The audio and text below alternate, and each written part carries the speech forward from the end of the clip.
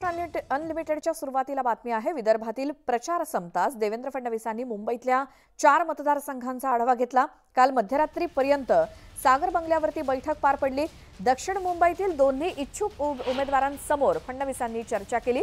देवेंद्र फडणवीसांसह केंद्रीय मंत्री पीयूष गोयल, मंगलप्रभात लोढा, राहुल नार्वेकर आणि भाजप मुंबई अध्यक्ष आशिष शेलार यांची प्रमुख उपस्थिती होती। दक्षिण मुंबईत लोढा आणि नार्वेकर यांना काम सुरू ठेवण्याचे आदेश फडणवीसांनी दिलेत।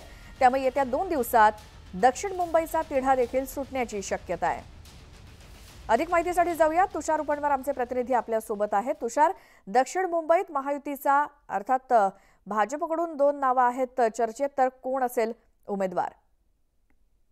श्वेता, आपण जर पाहिलं असेल तर 3 प्रमुख मतदारसंघांचा तिढा बाकी होता।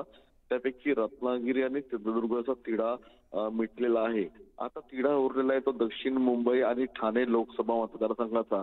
त्यापैकी काल सागर या निवासस्थानी दक्षिण मुंबई लोकसभा मतदारसंघासंदर्भात बैठक झाली। या बैठकीला भाजपचे दोनही इच्छुक उमेदवार उपस्थित होते।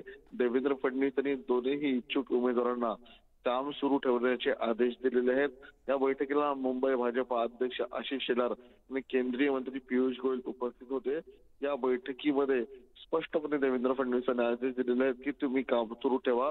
येत्या 2 दिवसामध्ये दक्षिण मुंबईचा तिढा हा सोडवला जाईल। म्हणजे येत्या 2 दिवसामध्ये दक्षिण मुंबई संदर्भामध्ये शिवसेनेला ही जागा जाणार की भाजपला जाणार हे अंतिम होईल। मात्र भाजपा दक्षिण मुंबईमध्ये आपल्याला एक पाऊल पुढे असल्याचं पाहायला मिळतंय। त्यामुळे रत्नागिरी सिंधुदुर्ग या मतदारसंघामध्ये जी चढाओढ सुरू होती, अखेर तो भाजपच्या पारड्यामध्ये ती जागा मिळताना पाहायला मिळाली। त्याचप्रमाणे आता दक्षिण मुंबई आणि ठाणे ह्या 2 जागा आता नेमका शिवसेना की भाजपला मिळणार हे आपल्याला 2 दिवसात स्पष्ट होईल।